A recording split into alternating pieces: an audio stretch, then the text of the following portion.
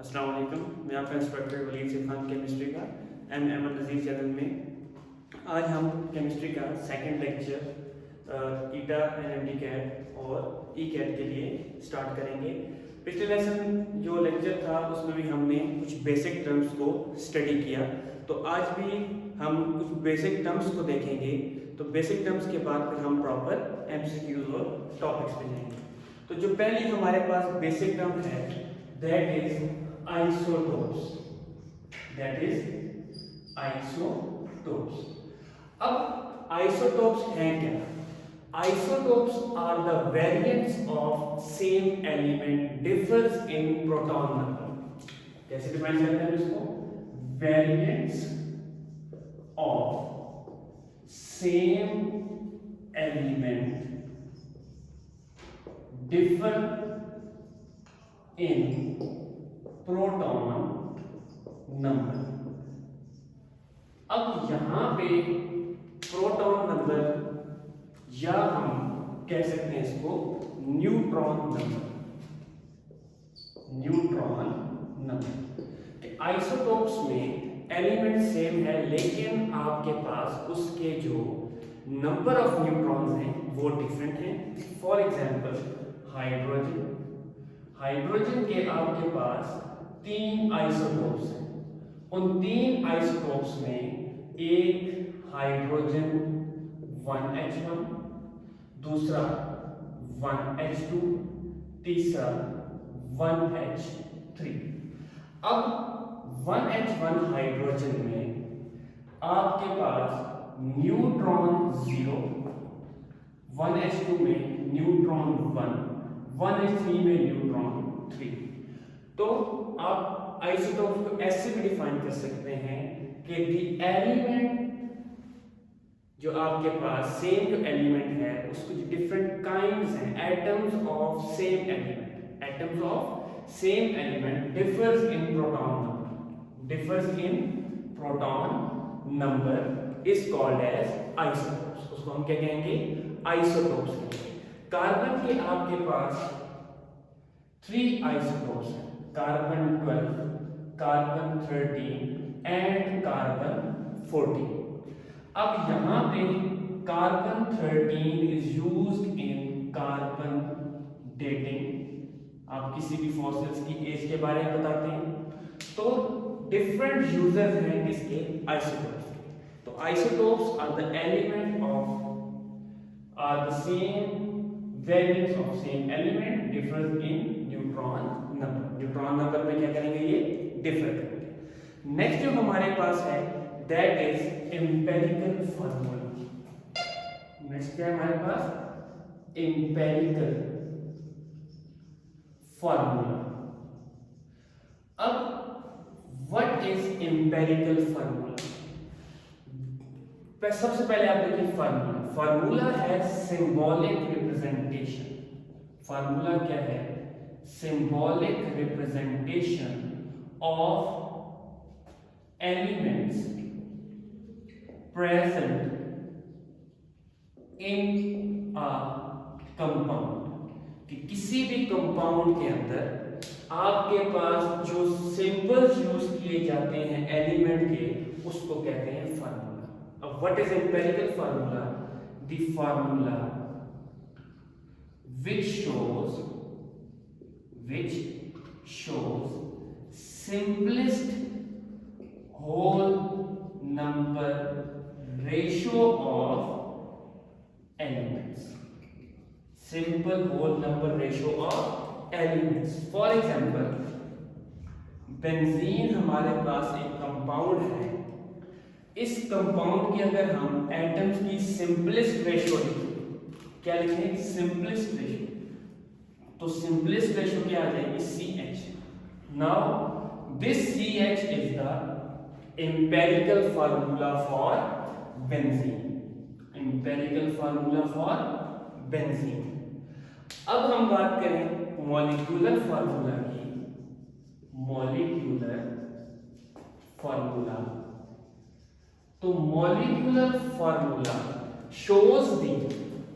shows the actual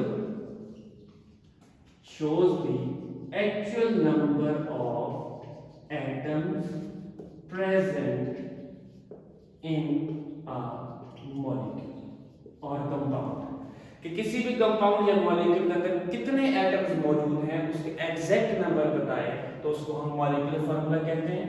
for example C6H6 shows the exact number of atoms present in benzene।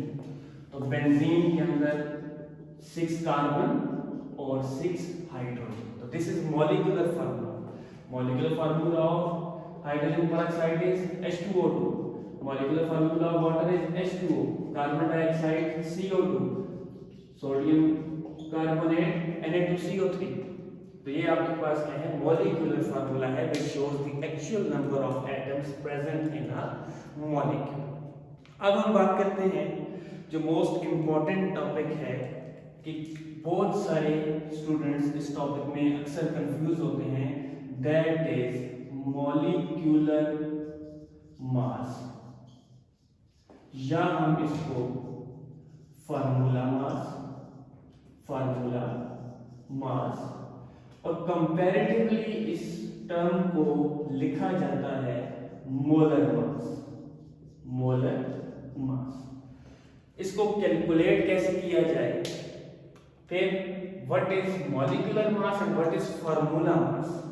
तो हम सबसे पहले इसको डिफाइन करते हैं कि the mass of elements present in a molecule।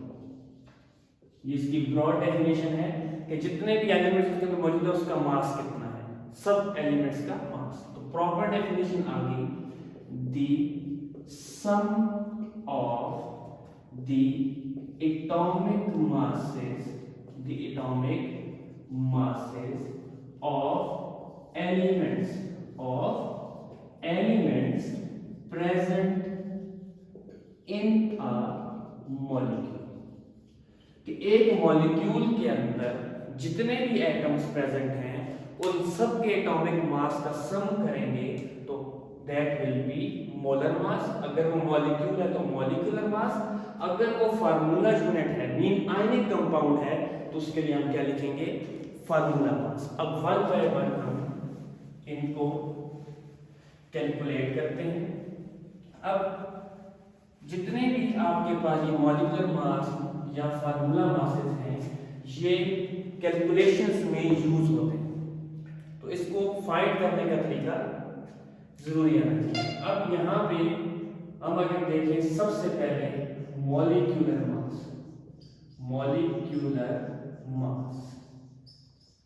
मेरे पास एक मॉलिक्यूल है, let's say water H2O is a molecule. अब सबसे पहले यहां पे हम देखेंगे कि हाउ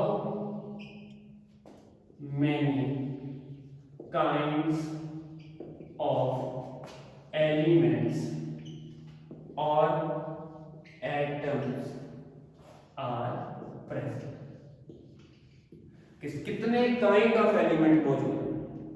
दूसरी चीज, how many atoms are present in a molecule। एक मॉलिक्यूल के लिए हमारे पास मॉलिक्यूल है इसके अंदर कितने एटम्स मौजूद हैं। अगर हम काइंड्स की बात करें तो काइंड में हमारे पास हाइड्रोजन मौजूद है यहाँ पे एक, और दूसरा हमारे पास ऑक्सीजन मौजूद है। अगर मैं नंबर्स की बात करूं कितने मौजूद हैं यहाँ पे, मैनी कितने मौजूद हैं आपके पास, तो हाइड्रोजन यहाँ पे 2 हैं और ऑक्सीजन कितने हैं, 1 है। तो according to definition the sum of the atomic masses of atoms present in a molecule, तो हम इसको रिलेटिव एटॉमिक मास भी कहते हैं। तो हाइड्रोजन का एटॉमिक मास है 1 AMU और 1 ग्राम। दूसरा ऑक्सीजन का जो रिलेटिव एटॉमिक मास है वो हमारे पास है 16 AMU और 16 ग्राम। हमने क्या कहा, the sum of the atomic masses. अब यहाँ पे आपके पास H2 एक का एटम की टाइप आ गई प्लस ऑक्सीजन दूसरे एटम की टाइप आ गई। स्टूडेंट अक्सर कंफ्यूज होते हैं इस चीज में कि ये जो आपके पास 2 है ये इस सिर्फ हाइड्रोजन के साथ डील करेगा, ये इसके साथ डील नहीं करेगा, वो इस 2 को भी ऐड कर देते हैं। दिस 2 जो सबस्क्रिप्ट में है ये हाइड्रोजन के साथ मल्टीप्लाई होगा, mean 2 will be multiplied by the mass of hydrogen, by the mass of hydrogen. For example, यहाँ पे 1, ये 2 इस हाइड्रोजन के साथ है, इस ऑक्सीजन के साथ नहीं, तो 1 मल्टीप्लाई बाई 2, प्लस अपनी जगह पे रहेगा, प्लस कहीं भी चेंज नहीं होगा। तो ऑक्सीजन का जो रिलेटिव एटॉमिक मास है वो कितना है, 16। अब 1 multiply by 2 plus 16 is equal to 18 AMU or 18 gram.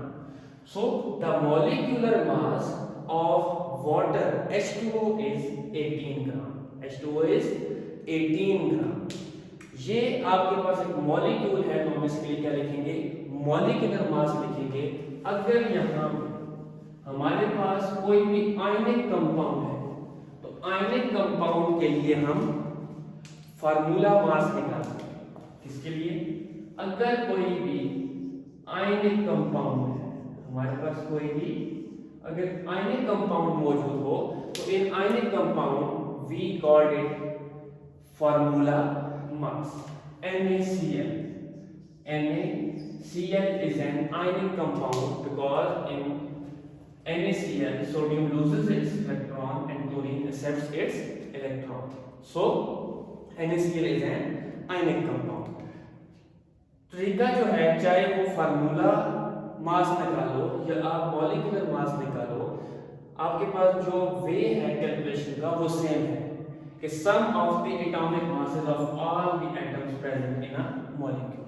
अब यहाँ पे आपके पास सोडियम एक मौजूद, क्लोरीन भी एक मौजूद, काइन भी आपके पास आ गई और कितने मौजूद हैं वो भी चीज आपके पास क्लियर होगी। सोडियम का जो रिलेटिव एटॉमिक मास है दैट इज 23 और क्लोरीन का जो एवरेज एटॉमिक मास है दैट इज 35.5 AMU, या हम इसको ग्राम भी लिख सकते हैं, इसको हम ग्राम भी लिख सकते हैं। अब sum of atomic masses, so sodium plus chlorine, sodium का मास आ गया 23 और क्लोरीन का मास आ गया 35.5, सो द आंसर इज 58.5 ग्राम और 58.5 atomic mass unit. So this is a way to calculate the molar mass. Calculate the molar mass. चाहे वो ionic compound हो, चाहे वो आपके पास मॉलिक्यूल हो, तो way of finding the mass, molar mass, ionic formula mass or molecular mass is same. The sum of the atomic masses of all the atoms present in a molecule. अब हम जानते हैं नेक्स्ट टॉपिक की तरफ। The next topic is stoichiometry. Next topic is stoichiometry. तो यहाँ पे molar mass हमने इसलिए कैलकुलेट किया कि जब आप स्टोइकियोमेट्रिक कैलकुलेशंस करोगे, मोल कैलकुलेशंस करोगे, तो उसमें आपको मोलर मास कैसे कैलकुलेट किया जाता है वो आपको पता होना चाहिए। तो सबसे पहले हम यहाँ लिखते हैं stoichiometry.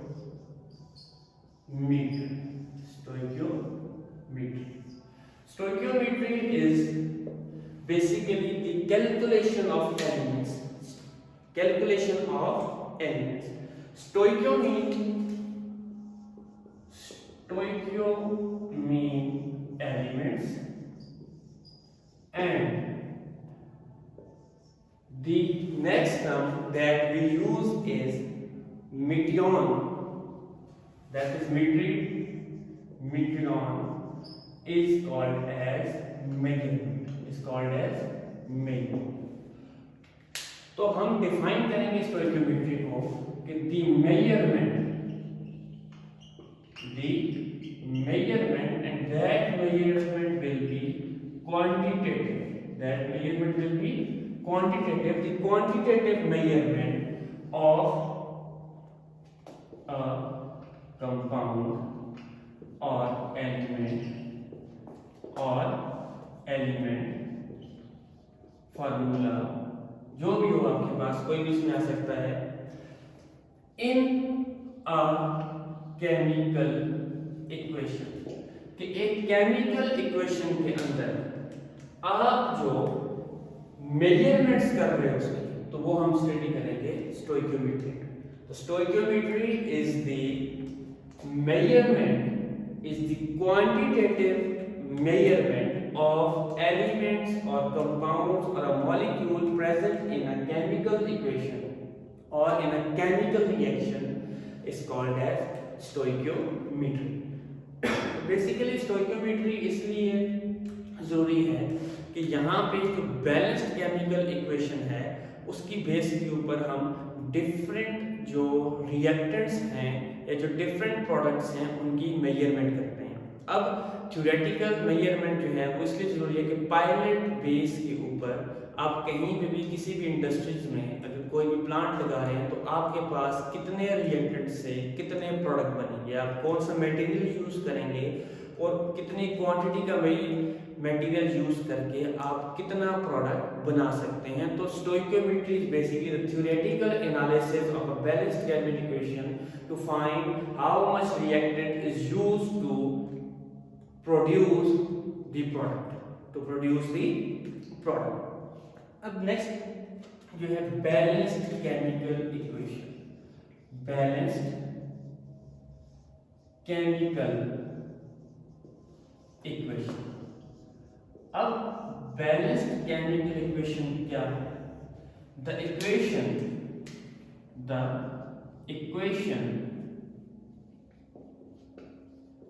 in which both sides of a chemical equation contains same number of atoms. For example, we have nitrogen plus hydrogen forms ammonia.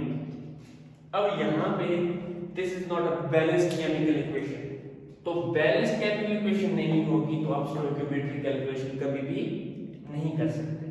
तो यहाँ पे 2 nitrogen on the reactant side, 1 nitrogen on the product side.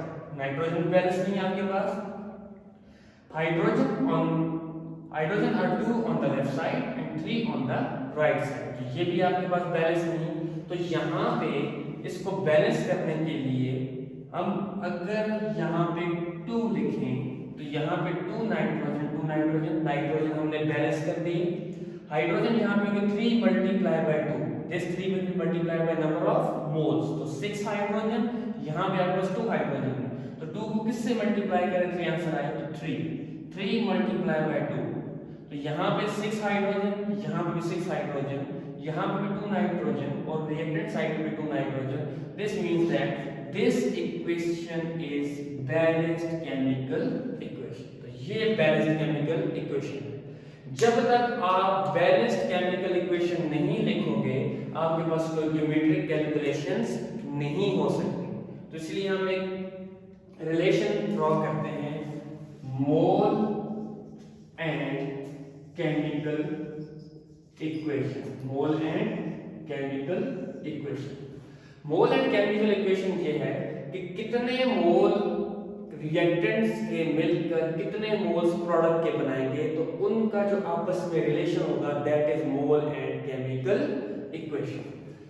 Let's take an example of iron plus sulphur forms iron sulphide. यहां पे हम इसके 2 चीजों का relation करेंगे। The first relation is of mass and the second relation will be of moles. अगर हम पहले मोल की बात करें तो 1 mole of iron plus 1 mole of sulphur forms 1 mole of iron sulphide. 1 mole of sulfur, 1 mole of iron forms 1 mole of iron sulfide।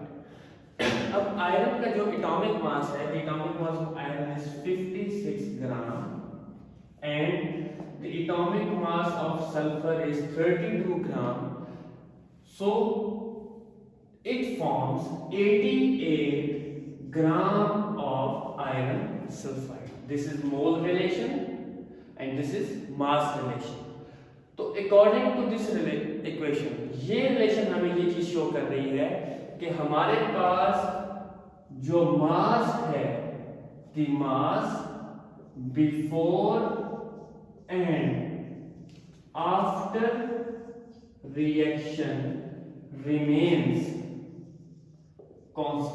remains constant, also known as law of constant composition के the mass will remain constant। अब यहाँ पे 56 ग्राम iron use हुआ, 32 ग्राम sulphur use हुआ, तो हमारे पास बना कितना, 88 ग्राम आयरन सल्फाइड। तो इस केस में 1 ग्राम भी आपके पास लॉस नहीं हुआ, तो कांस्टेंट कंपोजिशन रही। मास के लिहाज से कंपोजिशन क्या रही, कांस्टेंट रही, कि the mass of reactants is equal to the mass of product. तो this is law of constant composition. ये उसी वक्त हो सकता है जब आप क्लोज कंटेनर को यूज करो। अब मोस्ट इसके बाद का जो टॉपिक है, मोस्ट इंपॉर्टेंट टॉपिक है, जैसे ईटा में, एनएमडी कैट में या ई कैट में जो एमसीक्यूज आते हैं, दैट इज मोल कैलकुलेशन।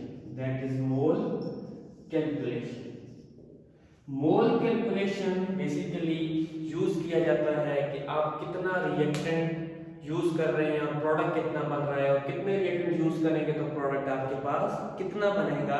तो देयर आर मेन 4 स्टेप्स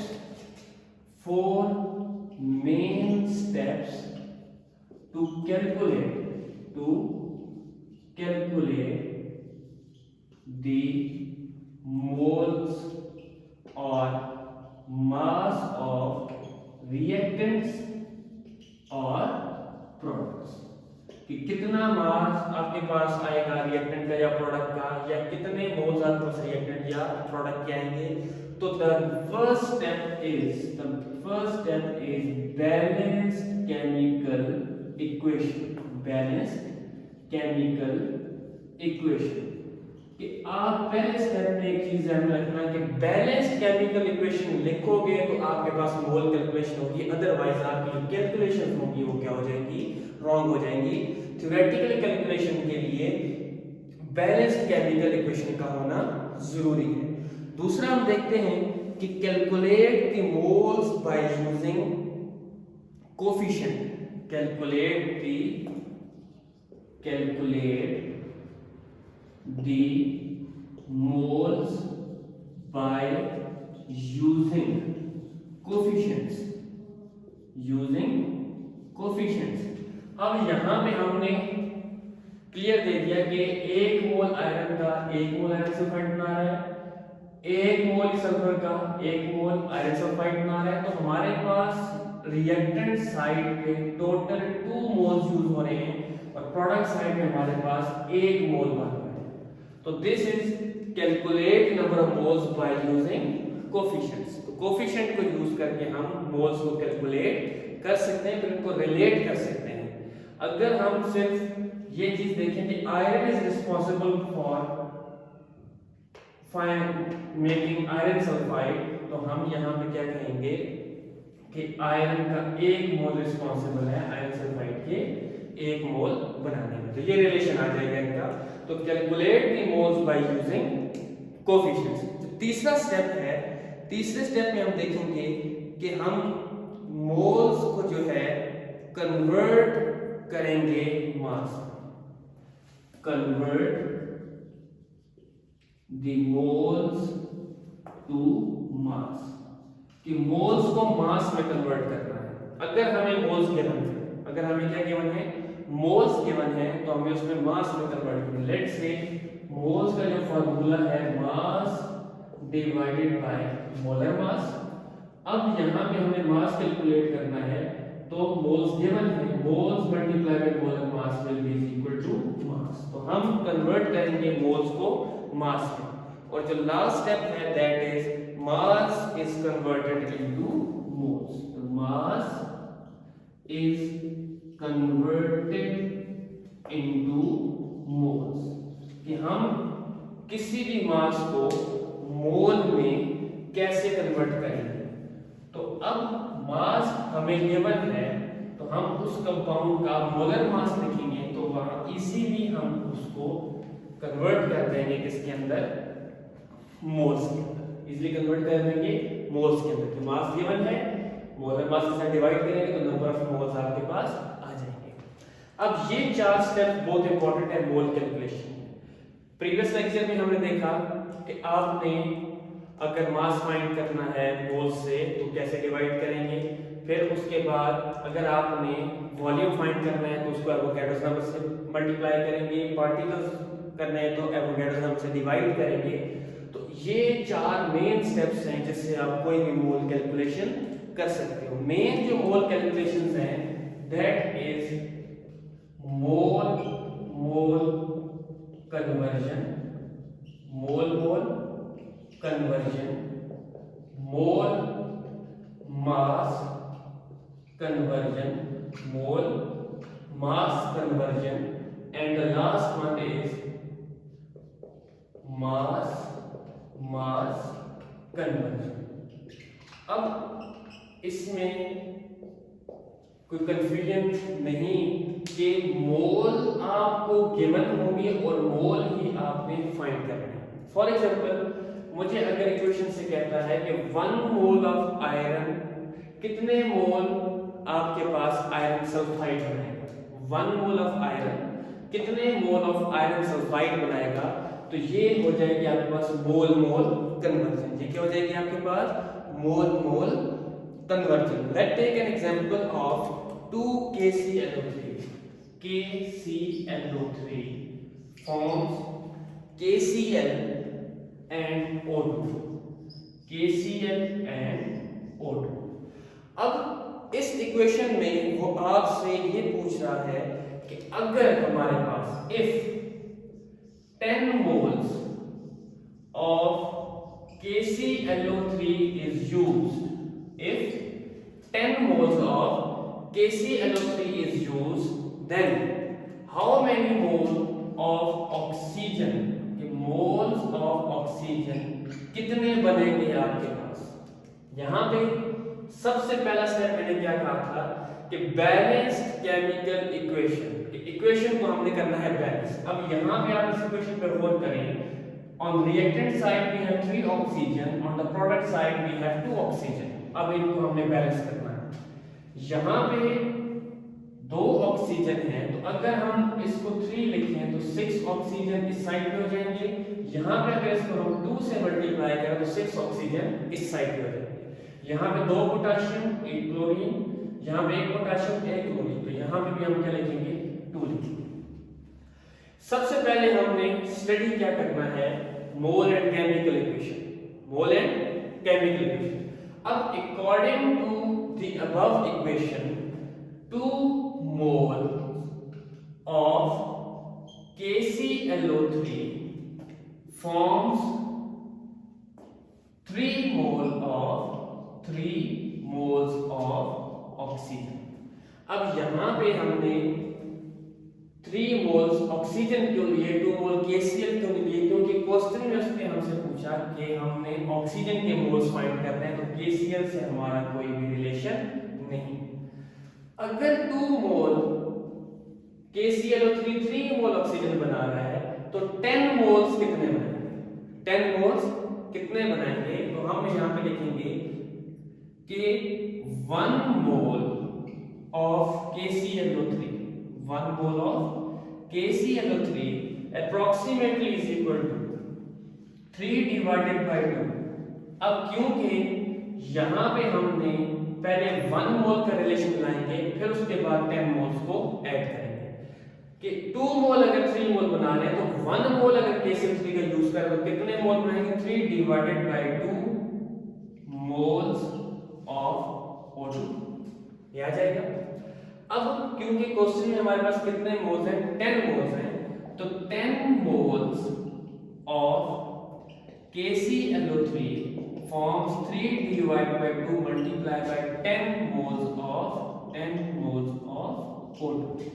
अब 2 into 1 5, 3 into 5 15 मोल, आंसर क्या आ जाएगा?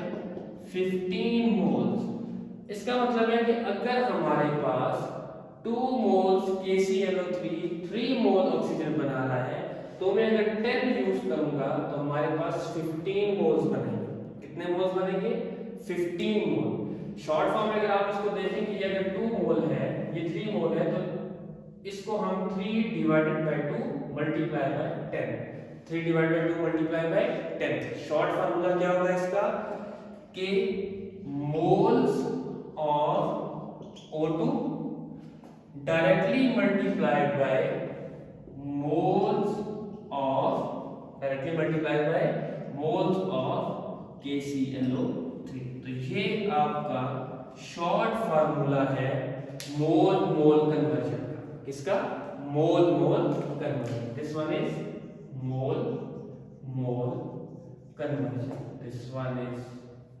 तो यहां पे आपके पास 10 मोल KClO3 क्वेश्चन में गिवन है, तो आप डायरेक्टली क्या करो? मोल ऑफ KClO3 जो गिवन है उसको मल्टीप्लाई कर दो मोल्स ऑफ ऑक्सीजन के साथ फ्रॉम बैलेंस्ड केमिकल इक्वेशन, तो आपके पास क्या आ जाएगा?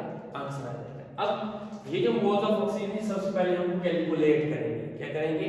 कैलकुलेट करेंगे कि अगर 1 मोल KClO3 है तो कितने मोल ऑक्सीजन होगा? तो 2 will be divided by 3, 2 will be divided by 3। इसको हमें 1 में कन्वर्ट करना है। पहले 1 में कन्वर्ट करेंगे, जो भी आंसर आया वो ऑक्सीजन के मोल्स होंगे, उसको मल्टीप्लाई कर दें जो मोल्स आपको गिवन है। तो आप इतनी लंबी कैलकुलेशंस करने की जरूरत नहीं, शॉर्ट विद इन मिनट आप इसको यहां पे सॉल्व कर सकते हैं। तो this one is mole mole conversion. Next हम देख रहे हैं मोल मास कन्वर्जन। नेक्स्ट हम क्या देख रहे हैं? मोल मास कन्वर्जन। अब जो मोल मास कन्वर्जन है उसमें हम मोल्स गिवन होंगे और मास में उसको हमने कन्वर्ट करना है। नेक्स्ट क्या है हमारे पास? मोल मास कन्वर्जन। मोल मास कन्वर्जन। मोल मास कन्वर्जन में मैं एक इक्वेशन लेता हूं ZnCO3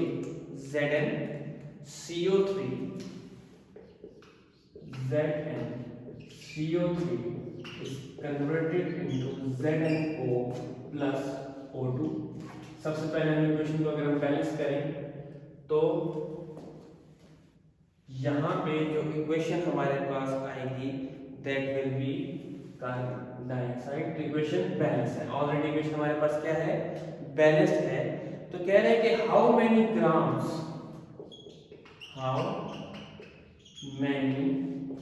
grams of CO2 is produced।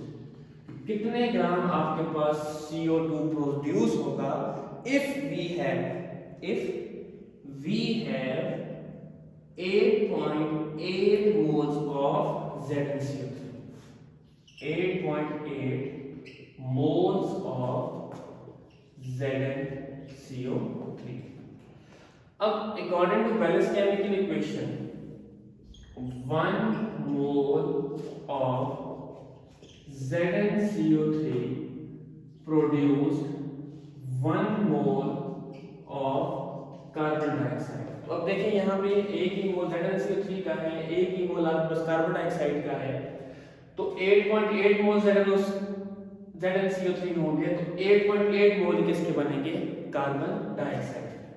8.8 moles of ZnCO3 forms 8.8 moles of carbon dioxide। तो डायरेक्ट हमारे पास मोल्स आ गए। अब हमने मोल मास कन्वर्जन करनी है। जब भी मोल मास कन्वर्जन की जाए तो किसी का भी मास फाइंड करना हो सबसे पहले उसके मोल्स फाइंड किए जाते हैं, फिर हम उसका मास फाइंड करेंगे। अब according to question moles of CO2 कितने हैं आपके पास 8.8, तो सबसे पहले हम फाइंड करेंगे इसका मोलर मास। तो मोलर मास कार्बन डाइऑक्साइड का आ जाएगा 44 ग्राम। कैसे कैलकुलेट करेंगे, कार्बन का आ जाएगा 12 प्लस ऑक्सीजन एक का 16, दो ऑक्सीजन है 2 आ जाएंगे, तो 12 plus 32 will be equal to 44 gram. तो मोल कैलकुलेशन में, मोल्स फाइंड करने में जो फार्मूला है moles is equal to mass in gram divided by molar mass। अब यहाँ पे मोल्स कार्बन डाइऑक्साइड गिवन है, मोलर मास हमने फाइंड किया, तो हमें मास इन ग्राम रिक्वायर्ड है। क्या रिक्वायर्ड है हमें, मास इन ग्राम। तो mass in gram is equal to moles multiplied by molar mass. तो मास इन ग्राम क्या हो जाएगा 8.8 मल्टीप्लाइड बाय 44, 8.8 मल्टीप्लाइड बाय 44, यहाँ में इसका लिखें 8.8 मोल्स मल्टीप्लाइड बाय 44 ग्राम पर मोल, क्योंकि ये 1 मोल का मास है, पर मोल, मोल मोल से कैंसिल हो जाएगा, तो आंसर क्या आ गया 44 मल्टीप्लाइड बाय 8.8, तो कैलकुलेशन से हमारे पास यहाँ पे इसका आ जाएगा मास, कि मास ऑफ कार्बन डाइऑक्साइड कितना हमारे पास प्रोड्यूस होगा। तो this is a way to find out the mole mass conversion, the mole mass conversion. कि अगर आपको एक रिएक्टेंट के मोल्स गिवन हो तो आप प्रोडक्ट का मास कैसे फाइंड करोगे। तो यहाँ पे क्लियर आ गया आपके पास कि जो भी मोल्स आपके पास आए कार्बन डाइऑक्साइड के, उसको उसके मोलर मास के साथ आपने मल्टीप्लाई करना है, तो वो मास इन ग्राम आ जाएगा। तो शॉर्ट फार्मूला क्या हो गया कि अगर आपने मास फाइंड करना है तो आप डायरेक्टली क्या करोगे, नंबर ऑफ मोल्स को मोलर मास के साथ मल्टीप्लाई कर दो, तो आपके पास मास इन ग्राम आ जाएगा। अब इक्वेशन में हमें 8.8 मोल गिवन है, तो 8.8 को हम डायरेक्टली मल्टीप्लाई करेंगे उसके मोलर मास के साथ, तो हमारे पास क्या चीज आ जाएगी, उसका मास आ जाएगा। लास्ट वन है mole mass mass conversion. Last one is mass mass conversion. अब यहाँ पे आपको मास ही गिवन होगा और आपने मास में ही आंसर देना है। फॉर एग्जाम्पल एक इक्वेशन है हमारे पास Al2O3 Al plus O2 forms Al2O3 aluminium। Al2O3 is also called as aluminium। अब यहाँ पे एल्यूमिनियम बैलेंस नहीं, तो सबसे पहले एल्यूमिनियम को बैलेंस करते हैं। तो ये 3 ऑक्सीजन, यहाँ पे 2 ऑक्सीजन, तो 2 3 and 4, 4Al plus 3O2 forms 2Al2O3। कह रहे हैं कि हमारे पास है 14.5 gram of aluminium, 14.5 gram of aluminium. तो फाइंड क्या करना है, मास ऑफ Al2O3 कितना आएगा। तो सबसे पहले हम जब मास से मास में कन्वर्जन होगी तो हम मोल्स फाइंड करेंगे। क्या फाइंड करेंगे, मोल्स। यहाँ पे जो लिमिटिंग रिएक्टेंट है दैट इज Al। कह रहा है अकॉर्डिंग टू इक्वेशन कि 4 मोल्स ऑफ एल्यूमिनियम फॉर्म्स कितने मोल्स, 2 मोल्स ऑफ Al2O3। सबसे पहले हम मोल्स फाइंड करेंगे किसके, Al2O3, क्योंकि हमने उसी का ही मास फाइंड करना है। तो कितने मोल एल्यूमिनियम के आगे हमारे पास, तो 1 mole of aluminium is equal to 2 divided by 4 moles of Al2O3, moles of Al2O3। अब यहाँ पे अगर हम मोल्स फाइंड करें एल्यूमिनियम के, तो कितने आगे, 2 डिवाइड बाय 4, 2 1 2 2, तो 0.3 0.5 moles of aluminium, 0.5 moles of aluminium. अब हमने इसका मास फाइंड करना है, तो डायरेक्टली हमने क्या करना है कि मोल का फार्मूला का number of moles is equal to mass in gram divided by molar mass, divided by molar mass. Moles हमारे पास आ गए, हमने क्या करना है कि मोलर मास सबसे पहले फाइंड करना है एल्यूमिनियम का। तो एल्यूमिनियम एक का जो एटॉमिक मास है वो 27, ऑक्सीजन एक का हमारे पास 16, एल्यूमिनियम का मास कितना आ गया 27, ऑक्सीजन का मास कितना आ गया 16। अब यहाँ पे सबसे पहले आप देखो एल्यूमिनियम 2 है, तो Al2O3 में 27 multiply by 2 plus O16 multiply by 3, तो 27 मल्टीप्लाई बाय 2 क्या आ जाएगा आपके पास 14, 54, कितना आ गया हमारे पास 54 प्लस 16 मल्टीप्लाई बाय 3